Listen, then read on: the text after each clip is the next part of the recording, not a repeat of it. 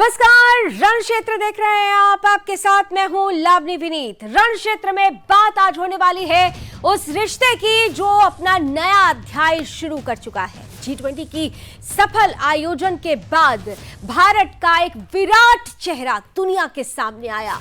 वो विराट चेहरा जो सशक्त है, जो पूरी तरह से संतुलित और समेकित विकास में विश्वास रखता है और जो उस विश्वास के साथ one earth, one family, one future की दृढ़ता को दुनिया के बीच रखते हुए दुनिया के मुल्कों को एक साथ जोड़ देता है। वसुधैव कुटुंबकम से शुरू हुआ G20 पूरी तरह से स्वस्तु अस्ति विश्वस्य की भावना पर खत्म होता है, यानी संपूर्ण ब्रह्मांड में सौभाग्य हो। लेकिन यह सौभाग्य तभी संभव होता है जब रिश्ते मजबूत होते हैं और यही वजह है कि एक तरफ तो G20 का नया अध्याय शुरू हुआ, भारत ने जिस तरीके से सफल आयोजन किया, मील का पत्थर साबित हुआ भारत का यह आयोजन। वहीं दूसरी तरफ 15 महत्वपूर्ण द्विपक्षीय वार्ता विभिन्न देशों के साथ, और उनमें से ही आज का दिन खासतौर से भारत और सऊदी अरब के रिश्तों को और मजबूती देने वाले नए अध्याय की शुरुआत का दिन बन गया। आज एक ऐसे मुल्क के साथ नए रिश्ते की, एक अलग रिश्ते की और शुरुआत हुई जो दुनिया में इस्लामिक देशों की झंडाबरदारी करता है, जो पाकिस्तान का मददगार कहा जाता है। लेकिन ये पाकिस्तान का यार अब पाकिस्तान का यार नहीं बल्कि भारत का मजबूत यार बन रहा है, क्योंकि जिस तरीके से भारत और सऊदी अरब के बीच में बड़े समझौते हुए हैं, पहले ही व्यापारिक रिश्ता, वाणिज्य का रिश्ता रहा है। सिंधु घाटी की सभ्यता से अगर उठाकर देख लीजिए, तब से लेकर आज तक सऊदी अरब और भारत के बीच में व्यापार और वाणिज्य का रिश्ता बना हुआ है। इस रिश्ते पर बीच में जिस तरीके से धूल जम गई थी, प्रधानमंत्री नरेंद्र मोदी रिश्ते बनाना और रिश्ते निभाना भी जानते हैं, और उन रिश्तों को किस तरह से निभाने के लिए एक नया आकार दिया जाए। आज इस महत्वपूर्ण द्विपक्षीय वार्ता में प्रधानमंत्री नरेंद्र मोदी ने सऊदी और भारत के उसी रिश्ते के आकार को और बड़ा कर दिया है। एक तरफ रिश्ता बड़ा होता है, आकार बड़ा होता है, यानी बड़ा आकार Bharat, middle east, Europe economic corridor के रूप में, तो दूसरी तरफ ये बढ़ता हुआ रिश्ता उन्हें परेशान कर रहा है जो विस्तारवाद में भरोसा रखते हैं, उन्हें परेशान कर रहा है जो आतंकवाद में भरोसा रखते हैं। और यही वजह है कि एक तरफ अलग थलग पड़ चुके चीन और पाकिस्तान को आज सऊदी अरब और भारत के इस नवीन रिश्ते ने किस तरह से परेशान किया है, ये किस तरीके के आने वाले समय में नए भविष्य का नया सूरज होने वाला है। आइए ये सब कुछ आज की चर्चा में रण क्षेत्र के इसके कार्यक्रम के बीच होगा। हमारे बीच कुछ ही देर में आज के कुछ खास अतिथि भी जुड़ेंगे, कराऊंगी उनसे आपका परिचय। लेकिन सबसे पहले देख लीजिए वो टीजर रिपोर्ट जो आपको बता रही है कि रिश्ता आज का नहीं है, सऊदी से तो तेल और रोटी का संबंध है। देखते हैं ये।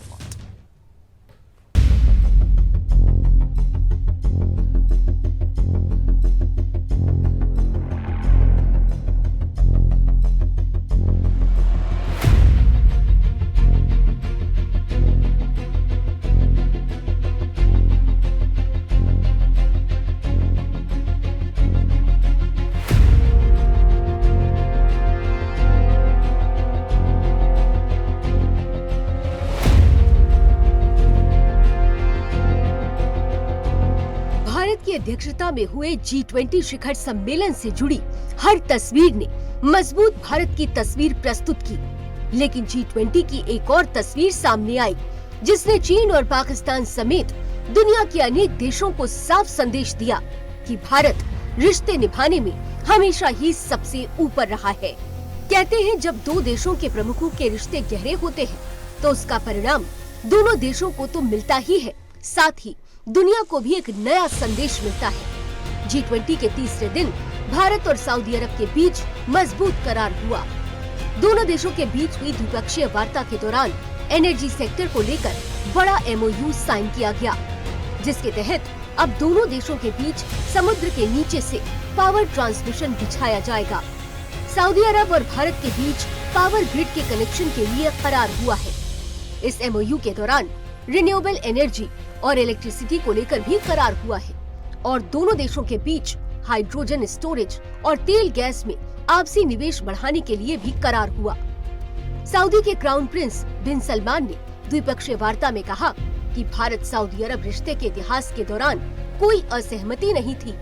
लेकिन हमारा देश भविष्य के निर्माण और अवसर पैदा करने के लिए सहयोग को तैयार है। आज हम भविष्य के अवसरों पर काम कर रहे हैं।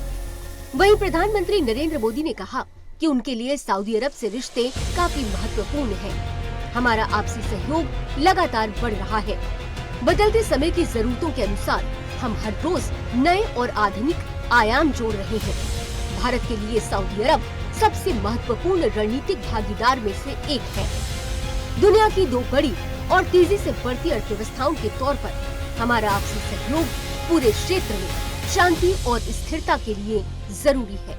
आज का नया भारत विश्व को विकास में एक नया मार्ग प्रशस्त कर रहा है। Bureau report, Sudarshan news.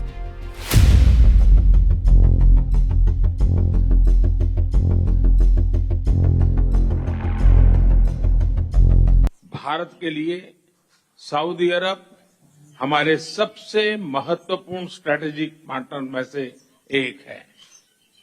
विश्व की दो बड़ी और तेज गति से बढ़ने वाली अर्थव्यवस्थाओं के रूप में हमारा आपसी सहयोग पूरे क्षेत्र की शांति और स्थिरता के लिए महत्वपूर्ण है। हिज रॉयल हाइनेस के साथ बैठक के हमने हमारी करीबी साझेदारी को नेक्स्ट लेवल पर ले जाने के लिए कई इनिशिएटिव की पहचान की है। आज की हमारी बैठक से हमारे संबंधों को एक नई ऊर्जा, एक नई दिशा मिलेगी और हमें मिलकर सऊदी अरब में रहने वाली भारतीयों के हितों की सुरक्षा और उनके कल्याण के लिए आपकी प्रतिबद्धता के लिए हम आपके बहुत बहुत आभारी हैं। विजन 2030 के माध्यम से सऊदी अरब जिस तेजी से आर्थिक और सामाजिक प्रगति कर रहा है, उसके लिए मैं हृदय से आपका बहुत बहुत अभिनंदन करता हूं। और इस सफल आयोजन के बाद सफल द्विपक्षीय वार्ताएं, जिनमें सऊदी और भारत के बीच की ये द्विपक्षीय वार्ता भी शामिल। नए रिश्ते तो पुराने हैं, लेकिन नए तरीके से नया आकार कितनी बड़ी और वृहद तस्वीर भविष्य में लेकर आएगा, आज इसी पर चर्चा करेंगे। हमारे साथ इस वक्त आज के पैनलिस्ट जुड़ चुके हैं। आइए स्वागत करते हैं। स्क्रीन पर लेकर आइए हमारे साथ इस वक्त विदेश मामलों के जानकार हैं कमर आगा साहब। बहुत बहुत स्वागत करते हैं आपका सर। साथ ही साथ मैं देख पा रही हूँ देश के जाने माने इकोनॉमिस्ट हैं आकाश जिंदल साहब हमारे साथ हैं, बहुत बहुत स्वागत। और साथ ही साथ हमारे साथ फॉर्मर डिप्लोमेट BS निगम साहब भी जुड़ चुके हैं। BS साहब आपका भी बहुत बहुत स्वागत करती हूँ। तीनों के साथ चर्चा की शुरुआत करूंगी।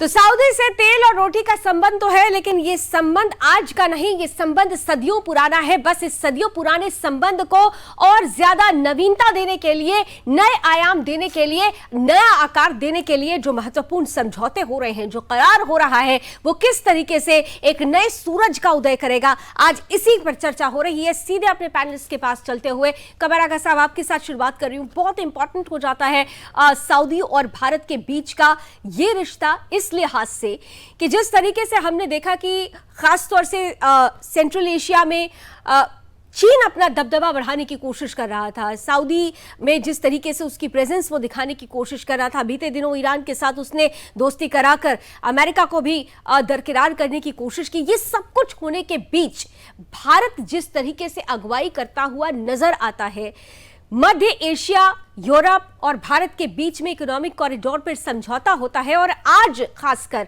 सऊदी अरब और भारत के बीच में कुछ महत्वपूर्ण समझौते, किस तरीके से ये नवीनता लेकर आएगा रिश्तों की प्रगाढ़ता में।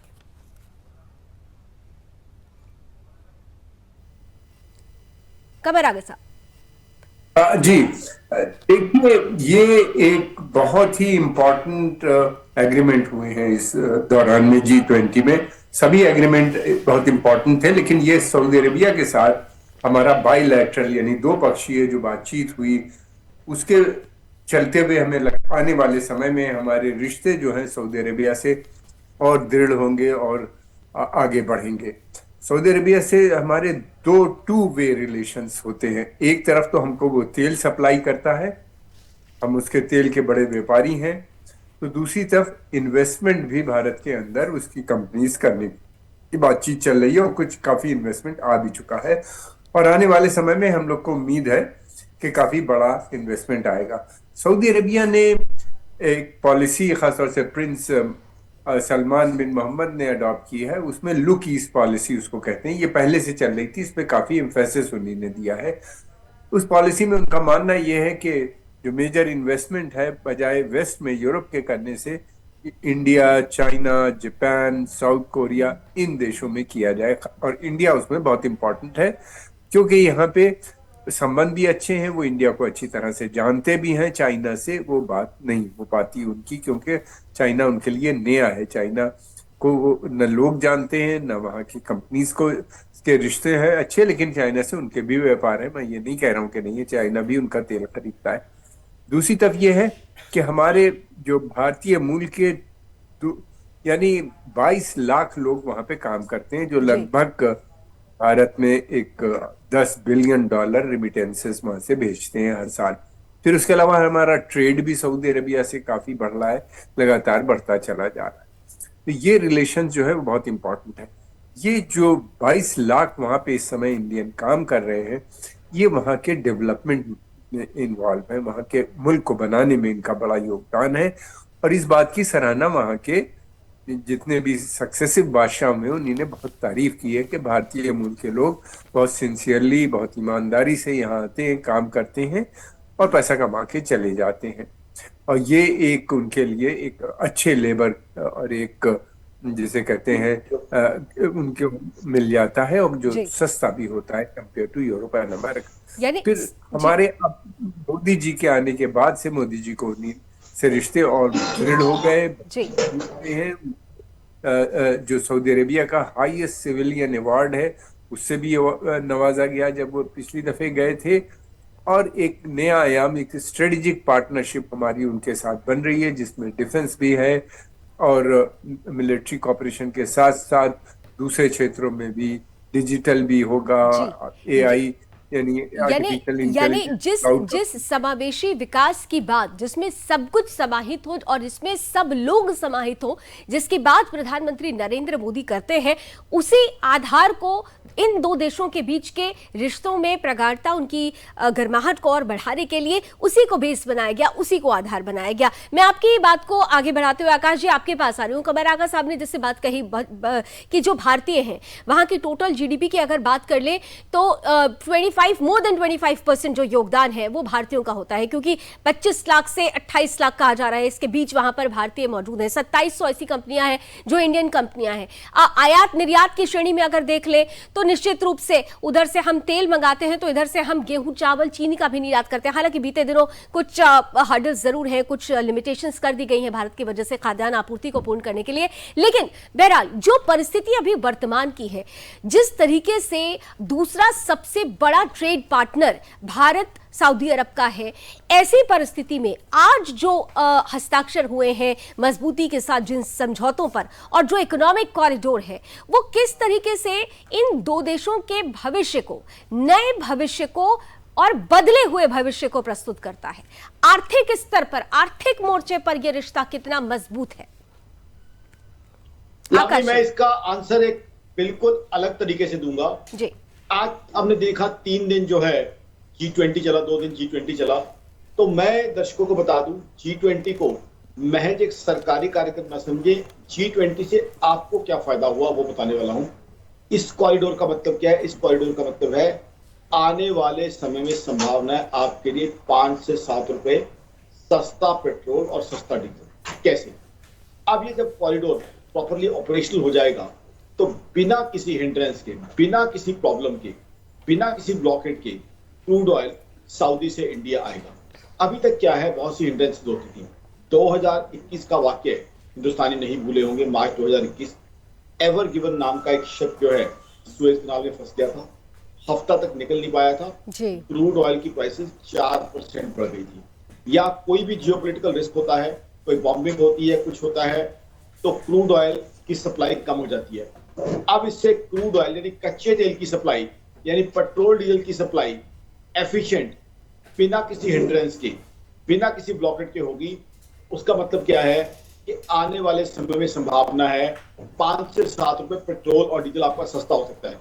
तो ये G20 का मोदी साहब की विजनरी अप्रोच का, मोदी साहब की बढ़िया लीडरशिप स्किल्स का आम हिंदुस्तानी को आने वाले समय में तोहफा मिलेगा। अब और इसके क्या फायदे होंगे?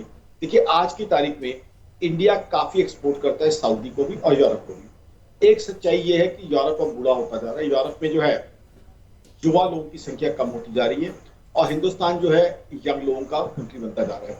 तो इंडिया से काफी मैन्युफैक्चरिंग आने वाले समय में होने की पॉसिबिलिटी है जो सऊदी में और यूरोप में जाएगी। तो इससे हमारे एक्सपोर्ट्स बढ़ जाएंगे।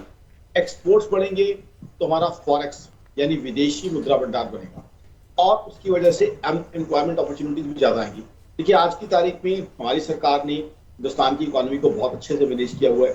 जीडीपी ग्रोथ 7.8% है जो दुनिया की बड़ी इकोनॉमीज में फास्टेस्ट है। लेकिन उसके बावजूद ग्लोबल इश्यूज के कारण, पहले कोरोना और रशिया यूक्रेन वॉर, अब रशिया यूक्रेन वॉर, उसके कारण अनएम्प्लॉयमेंट अभी जो है 7.95 के आसपास है, 7.95% के आसपास है। तो अनएम्प्लॉयमेंट को हमने दूर करना है। अनएम्प्लॉयमेंट कैसे दूर होगी? जब हम मेजरली मैन्युफैक्चरिंग में जाएंगे, मेजरली एक्सपोर्ट्स में जाएंगे। ये कॉरिडोर हमारे लिए एक्सपोर्ट्स का बहुत बढ़िया रास्ता खोलेगा, इंफ्रास्ट्रक्चर का बहुत बढ़िया रास्ता खोलेगा, जिससे हम अपने यंग इंजीनियर्स को, यंग एमबीएस को जॉब अपॉर्चुनिटीज दे पाएंगे। तो इस कॉरिडोर का मतलब क्या है? एक संभावना है सस्ता पेट्रोल डीजल, बहुत सी job opportunities, higher forex, higher GDP, higher tax collection. यानी कि इसको आप ये मान लें, ये जो 2 दिन का G20 था, इसको आप एक त्योहार मान लें खुशहाली का, तरक्की का, हर एक की जेब में पैसे का। इतना बढ़िया तरीके से मैनेज किया गया है। बहुआयामी विकास कैसे हो सकता है उसका एक मजबूत आधार ये G20 रहा है। और खासतौर से जिस इकोनॉमिक कॉरिडोर की बात हो रही थी, न केवल अर्थशास्त्र के दृष्टिकोण से, कमर आगा साहब, रणनीतिक दृष्टिकोण से भी ये कॉरिडोर बहुत इंपॉर्टेंट माना जा रहा है। क्योंकि जिस तरीके से चाइना का BRI प्रोजेक्ट है और उस प्रोजेक्ट को लगातार कहा जा रहा था कि ये प्रोजेक्ट दरअसल विस्तारवादी प्रोजेक्ट है, ये वो प्रोजेक्ट है जो कॉलोनियल सिस्टम पर को पूरी तरह से रिप्रेजेंट करता है, हावी होने के सिस्टम को रिप्रेजेंट करता है। क्योंकि चीन की वजह से बहुत सारे ऐसे छोटे छोटे देश हैं जो कर्ज में डूब गए। अगर BRI को कोई बड़ा जवाब दे सकता है तो फिर ये इकोनॉमिक कॉरिडोर दे सकता है। और यही वजह है कि चीन काफी परेशान है। इटली ने तो अब साफ साफ जिस तरह से संकेत दिया है कि वो BRI से बाहर हो सकता है, इसके बाद से चीन में और ज्यादा खलबली मची हुई है। ये जो बड़ा जवाब है, ये आने वाले वक्त में किस तरीके की परिस्थिति या किस तरीके की चुनौतियां चीन के लिहाज से भारत के लिए पैदा कर सकता है? देखिए, सबसे बड़ी बात तो ये है कि ये जो है belt and road initiative BRI जिसकी आप बात कर रहे हैं, ये एक फील्ड प्रोजेक्ट। इसके बारे में अब लोग ये कहते हैं कि ये तो ईस्ट इंडिया कंपनी की तरह काम करता है और जिन जिन देशों में ये गए हैं उन देशों को कंगाल कर दिया। इतना बड़ा अनसस्टेनेबल लोन ने दिए कि वो कंट्रीज, वो इकोनॉमी उसको बियर नहीं कर पाती, रिटर्न नहीं कर पाती और बाद में जो प्रोजेक्ट होते हैं उस पर चाइना का कब्जा हो जाता है। एक नहीं दर्जनों कंट्रीज, अफ्रीका में कम से कम 6 कंट्रीज हैं जो इनके डेथ से परेशान है, फिर श्रीलंका, पाकिस्तान और बहुत से हम कंट्रीज हैं जो देख रहे हैं। ये तो अब लोग जितने भी हैं वो एक तरफ तो उनको अफसोस है, रिग्रेट कर रहे हैं कि हम इसमें फंस गए, तो दूसरी तरफ जो नए मुल्क हैं उनका सोच है कि भाई इस तरफ नहीं जाना है। बल्कि ये जो अभी नया प्रपोजल आया है G20 में, इस पे काफी समय से बातचीत हो रही थी। ये एक ऐसा प्रपोजल है जो काफी वायबल दिखता है। इससे ये होगा कि उन देशों का डेवलपमेंट होगा और खासतौर से उनको रेल रोड कनेक्टिविटी मिल जाएगी। अरब देशों में जो कनेक्टिविटी है हवाई जहाज से है एक दूसरे देश में, रेल नेटवर्क बहुत कमजोर है। हालांकि पिछले कुछ समय से रेल नेटवर्क पे काम हो रहा है, शहरों में भी बन रहा है। सऊदी अरेबिया में भी बहुत अच्छी रेलें कुछ जगह पे, कुछ शहरों में उन्हीं ने इंट्रोड्यूस की। लेकिन अब जो होगा वो UAE से सऊदी अरेबिया, सऊदी अरेबिया से जॉर्डन, जॉर्डन से फिर हाइफा और दूसरी तरफ इजिप्ट, इस तरह से यानी अफ्रीका कनेक्ट हो जाएगा। और दूसरी तरफ हाइफा पोर्ट जो इजराइल के अंदर है, वहां से फिर जर्मनी, यानी हाइफा पोर्ट जो है ये एक तरफ तो सऊदी अरेबिया में रेड सी है, तो हाइफा के अंदर जो है वो मेडिटेरेनियन सी है। मेडिटेरेनियन सी जो है वो दूसरी तरफ यूरोप से कनेक्ट होता है, फ्रांस है और दूसरे देश हैं वहाँ के, तो वहाँ पे चला जाएगा। इसमें शिपिंग के माध्यम से भारत उनके पास सामान वहाँ भेज देगा, फिर वहाँ से बाई ट्रेन और बाई रोड भी जा सकता है, ट्रक के माध्यम से भी। और यही नहीं, से यूरोप तक चला जाएगा, हाइफा पोर्ट होते हुए। और इसके अलावा ये भी है कि वहाँ पे ये जो पूरा रूट है, ये जो पूरी कंट्रीज का कनेक्टिविटी है, ये डिजिटल कनेक्टिविटी भी होगी, और फिर एनर्जी कनेक्टिविटी यानी पाइपलाइंस की भी कनेक्टिविटी होगी। अंडर सी से भारत में भी तेल लाया जा सकेगा। इस तरह की बहुत सी बातें होंगी, इसी के कई देश जुड़ जाएंगे, सऊदी अरेबिया, यूएई, 6,000 किलोमीटर, बिल्कुल कई देश जुड़ जाएंगे। और 6,000 किलोमीटर का ये जो पूरा डिस्टेंस है, जिसमें समुद्री रास्ता भी है, जिसमें रोड भी है, सड़कें भी है, रेल ट्रैक भी है, कुल मिलाकर अगर देखें तो बहुत सारे लोगों को ये जानकारी होनी चाहिए कि अगर हम आज की तारीख में यहाँ से कोई ट्रेड करते हैं तो इसके लिए 36 से 37 दिन लगते हैं, लेकिन अगर ये कॉरिडोर बन जाता है तो महज 13 से 14 दिनों का वक्त लगेगा, यानी समय भी बचेगा और इस पर जो इन्वेस्टमेंट आता है पूरे इस प्रोसीजर में, उसमें भी कमी आएगी। लेकिन एक बहुत इंपॉर्टेंट पॉइंट यहां पर कमर आगा साहब की ही बात को आगे बढ़ाते हुए मैं आकाश जी आपसे ये प्रश्न कर रही हूं, क्योंकि आप केवल इकोनॉमिस्ट ही नहीं है, जब कभी भी हिंदुइज्म की भी बात आई है तो आपने मुखरता के साथ उस पर अपनी बातें रखी है। जब हम सऊदी अरब की बात करते हैं, सऊदी प्रिंस की बात करते हैं, तो बड़ी प्रगतिशील सोच वो रखते हैं। आप देखिए कि ये जो, जैसे मैंने अपने ओपनिंग रिमार्क्स में भी बोला था कि ये जो व्यापार चल रहा है ये आज का व्यापार नहीं है, ये वाणिज्य व्यापार तो सिंधु सरस्वती सभ्यता से चला आ रहा है। आप उठाकर देख लीजिए तो अथर्ववेद में भी इसका पूरा जिक्र मिलता है। इस सब पूरी पानी संग्रह कहा जाता है, इस पूरी जो इकोनॉमिक कॉरिडोर है इसका जिक्र भी आ रहा है। कुल मिलाकर जहां पर संस्कृति की छाप हो, जहां पर पहले मंदिर भी थे वहां पे, जी कमर आगा साहब, हाँ, मूर्तियां भी निकली हैं। और उसके अलावा मैंने स्वयं बाकू में एक मंदिर देखा जो एयरपोर्ट के पास है, ज्वाला देवी का मंदिर उसको वो लोग कहते हैं। इस तरह के आपको पूरे एरिया में, फिर उसके अलावा बहुत से पंडित जो थे वो बगदाद में भी थे। ये पूरा क्षेत्र जो था ये कवर था। और फिर उसके बाद शून्य यहाँ से वहां गया, वहां पे अलजबरा बना, सब मिलके यहाँ के लोगों ने, वहां के बिल्कुल, यानी जो जिस अखंड भारत की बात कही जाती है, आकाश जी आप ही के पास आ रही हूँ क्योंकि कमर साहब ने उसमें इंपॉर्टेंट पॉइंट्स जोड़ दिए। कुछ जो अखंड भारत की बात आती है वो सऊदी से भी जुड़ती है, और यही वजह है कि चीन भले ही कोशिश कर ले, जो वसुधैव कुटुंबकम को नहीं समझ सकता वो इस तरीके के संबंधों को भी नहीं समझ सकता, और इसीलिए परेशान ज्यादा हो रहा है। आकाश जी देखिए, चाइना तो परेशान होगा ही, आज तक उसने लोगों को परेशान किया है, अब खुद परेशान होगा। अभी बात करता हूं आपको BRI या OBOR, belt and road initiative, जिसका पाकिस्तान कंपोनेंट है, जिसका नाम है CPEC। अब चाइना ने क्या किया, पाकिस्तान को परेशान करने के लिए उनको कर्जा दिया 3.86% रेट ऑफ इंटरेस्ट पे। अब कोई भी जो ग्लोबल इंफ्रास्ट्रक्चर फंडिंग को समझता है ये लाफेबल रेट ऑफ इंटरेस्ट है। पाकिस्तान को बड़े एक्सॉर्बिटेंट रेट पे ऑब्सोलीट पावर जनरेटिंग मशीनरी बेची गई, साथ ही साथ इतने हाई रेट ऑफ इंटरेस्ट पे कर्जा दिया गया। अब आपको बताता हूं इंफ्रास्ट्रक्चर के कर्जे किस रेट पे दिए जाते हैं। हमारे हिंदुस्तान ने बड़ा समझदारी से कर्जा लिया जापान से, बुलेट ट्रेन के लिए 0.1% पे। तो देखिए चाइना किस रेट पे लेंडिंग करता है। अब होगा क्या, चाइना आज तक अपने आप को ओवर इंटेलिजेंट समझता था कि मैं कंट्रीज को लेंडिंग करता जाऊंगा। बाद में हम्बन टोटा वाला काम उन्होंने किया, श्रीलंका का हम्बन टोटा जो है पोर्ट है वो अपने कब्जे में ले लिया, अब ग्वादर की तरफ भी बढ़ रहे हैं। अब मैं आपको एक और प्रेडिक्शन करना चाहूंगा, 2 साल बाद आप ही के प्लेटफॉर्म पे ये डिस्कशन होगी कि चाइना ने ये जो BRI है इसमें अपना पैसा फंसा लिया, क्योंकि कहां कब्जा करेगा अब चाइना। तो चाइना जो लोग दूसरे कंट्रीज को एक्सप्लॉइट करने जा रहा था, अब चाइना खुद फंस जाएगा, क्योंकि चाइना अब एक्सपोज हो चुका है, सारी दुनिया को पता चल चुका है कि OBOR या BRI क्या है। अब पाकिस्तान के जो इकोनॉमिस्ट है अच्छे से समझते हैं CPEC वहां पे एक फ्लॉप प्रोजेक्ट है, CPEC से कोई फायदा उनको नहीं हुआ, और CPEC में पाकिस्तान को ख्वाब दिखाए गए, अल्टीमेटली बहुत हाई रेट ऑफ इंटरेस्ट पे कर्जा देके उनको फंसा लिया गया। और सिर्फ पाकिस्तान की कहानी नहीं है, ये दुनिया के और बहुत से कंट्रीज की कहानी है। यही आप देखिए हमारे प्रधानमंत्री नरेंद्र मोदी साहब को चाइना ने गलत नीतियों का इस्तेमाल करके दुनिया के अंदर घुसना चाहा। नरेंद्र मोदी साहब ने प्रेम, शांति, वसुधैव कुटुंबकम, प्यार के साथ दोस्ती डाली, रिलेशनशिप डाली, और उसका फायदा हर हिंदुस्तानी को मिल रहा है। ये महज नरेंद्र मोदी साहब की जीत नहीं है, नरेंद्र मोदी साहब ने उस जीत का जो फायदा है, उस जीत से जो लाभ होने वाला है, हर हिंदुस्तानी की झोली में डाला। मैं आपको एक और तरफ लेके जाऊंगा, देखिए AU, अफ्रीकन यूनियन, वहां भी जाके चाइना ने घुसपैठ की थी, लेकिन नरेंद्र मोदी साहब की स्टेट्समैनशिप देखिए, वसुधैव कुटुंबकम और उनकी प्यार भरी नीतियां देखिए। AU को G20 यानी अब जो G21 है उसमें शामिल करने वाले हम लोग हैं, उससे AU के साथ हमारा रिलेशनशिप कितना अच्छा हो जाएगा।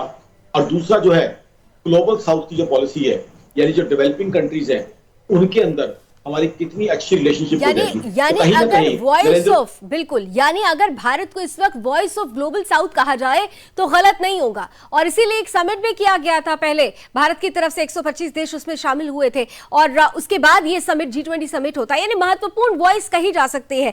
आपके पॉइंट को आगे बढ़ाते हुए कमर साहब, आकाश साहब जिस तरीके से बता रहे हैं कि निश्चित रूप से चीन की पेशानी पर बल आ चुका है, लेकिन ये आर्थिक मोर्चा ही नहीं है, रणनीतिक मोर्चे पर भी जिस तरीके से सऊदी अरब के साथ हमारा युद्धाभ्यास होता है, हमने 2021 में भी देखा और अभी 2-3 महीने पहले भी मई में भी हमने देखा विशेष युद्धाभ्यास होता है। इसके अलावा हथियारों का जिस तरीके से आदान प्रदान होता है और खासतौर से कहा जा रहा है कि अगर ये जिस सऊदी अरब के साथ जो संबंध अभी बढ़ रहे हैं, धीरे धीरे जो हमारे स्वदेशी हथियारों के निर्यात का जो सिलसिला है उसमें एक बड़ा जो आयातक होगा वो सऊदी अरब हो सकता है। ऐसी संभावनाएं आज के MOU को साइन करने के बाद बन रही है, इसे आप किस तरह से देखते हैं? देखिए, जब रिलेशंस बनते हैं, जब संबंध बनते हैं, उसके अंदर एक बहुत इंपॉर्टेंट एस्पेक्ट होता है रणनीतिक। बगैर उसके संबंध आगे नहीं बढ़ पाते। भारत एक बड़ा देश है, ये हथियार बनाता है, बहुत हाई क्वालिटी के हथियार हैं भारत के इस समय मौजूद, जिसके अंदर ब्रह्मोस भी है और तेजस जैसे हैं। उसके अलावा एक बड़ी लंबी लिस्ट है, मैं क्या बताऊं, जो भारत बना रहा है और बेच भी रहा है बहुत से देशों को। ये हथियार यूरोप और रशिया के से अगर कंपेयर किया जाए तो उनसे बहुत सस्ते हैं, स्पेयर पार्ट्स भी सस्ते हैं और फैसिलिटीज भी बहुत हम उनको देते हैं। फिर दूसरी बात ये कि भारत एक तरफ तो ये भी देता है, दूसरी तरफ बहुत से देशों की सेनाओं को ट्रेनिंग भी देता है। भारत के अंदर आते हैं वहां से, खासतौर से ग्लोबल साउथ के जो देश जिसके बारे में आप बात कर रही थी, उन देश के लोग यहाँ आते हैं, ट्रेनिंग देते हैं। ट्रेनिंग भी ये देता है, तो फिर ये ट्रेनर्स जाके अपने देश में अलग से ट्रेनिंग देते हैं। तो हमारा डिफेंस टाइज जो है इन देशों में बहुत पुराने हैं, खासतौर सऊदी अरेबिया और गल्फ से जो है हमारे अब स्ट्रेंथन हो रहे हैं बहुत ज्यादा। ये लोग पहले सऊदी अरेबिया पे जो था वो पाकिस्तान पे डिपेंड करता था, लेकिन पाकिस्तान ने उनको ऐसा धोखा दिया जब वक्त यमन की जंग हुई तो उन्हीं ने मना कर दिया फौज अपनी भेजने से। तब से वो सऊदी अरेबिया बहुत नाराज है। और दूसरी बात ये, वो सऊदी अरेबिया पाकिस्तान को ये भी समझता है कि they are addicted to date, यानी हर रोज प्याला लिए खड़े हैं कि पैसा दे दो। और वो भी एक उनके लिए बड़ी चिंता बनी हुई है कि किस तरह से हम इनको सस्टेन करें। तो अब वो भारत को देखते हैं, Bharat is a success story. Bharat के अंदर इन्वेस्टमेंट करेंगे तो उनको फायदा होगा। भारत तेल का एक बड़ा व्यापारी है, उससे उनको फायदा होगा। जहां प्रॉफिट होता है वहीं पे जाता है। तो प्राइवेट इंडस्ट्रियलिस्ट भी भारत आने की बात कर रहे हैं। फिर आरामको और दूसरी कंपनीज भी कंसीडर कर रही हैं इन्वेस्टमेंट के लिए। और फिर हम ये भी देख रहे हैं कि हमारा ट्रेड भी उनके साथ लगातार बढ़ रहा है। मेरा मानना यह है, मेरे कुछ सुझाव है उसमें यह है कि हमको सऊदी अरेबिया को मिल के डिफेंस प्रोडक्शन में उतरना चाहिए, बल्कि यूएई और दूसरे देश को भी ज्वाइन कर लेना चाहिए। और बहुत हाई नेटवर्क इसे ये धीरे धीरे एक तरह से बनता जाएगा। अगर इकोनॉमी के परिदृश्य से देखें, यहाँ पर 2 पॉइंट्स पर अब हम जल्दी चर्चा कर लेते हैं। एक पॉइंट में आकाश जी आपके पास लेकर आ रही हूँ, क्योंकि अभी हमने बीते दिनों देखा कि भारत क्योंकि गेहूं चावल चीनी इसका निर्यात सऊदी को किया जाता है और चीनी और चावल के मामले में कहते हैं कि मैक्सिमम डिपेंडेंसी भारत के ऊपर होती है सऊदी की। लेकिन बीते दिनों हमने देखा, चाहे गेहूं की बात कर लें हम, चावल को तो कुछ दिनों के लिए रोक भी दिया गया था, लेकिन जो एक्सपोर्ट ड्यूटी है उससे बढ़ाया गया और फिर कहा गया कि इसका एक इंपैक्ट पड़ेगा भारत और सऊदी के रिश्तों में। लेकिन आज जिस तरीके से नए MOU साइन हुए, जिस तरीके से इकोनॉमिक कॉरिडोर को लेकर चर्चा चल रही है, क्या वो जो रिश्ते पर धूल जम गई थी वो धूल इन तमाम चीजों के बाद छटती हुई नजर आती है? किस तरीके से अगर उस पूरे चक्र को देखा जाए, क्या एनालिसिस होगा आपका? आकाश जी, बहुत अच्छा प्रश्न पूछा आपने लावनी, लेकिन मैं यहाँ ये कहना चाहता हूँ, क्यों हम गेहूं चावल चीनी तक सीमित रहे? हम तो दोस्ती बढ़ाने और दोस्ती में व्यापार और बढ़ेगा। आज की तारीख में हिंदुस्तान सेमीकंडक्टर का एक बढ़िया हब बनने जा रहा है। हिंदुस्तान कार मैन्युफैक्चरिंग में जा रहा है, मोबाइल मैन्युफैक्चरिंग में हम दुनिया में सेकंड हाईएस्ट हो गए हैं, डिफेंस मैन्युफैक्चरिंग में हमारा कोई जवाब नहीं है।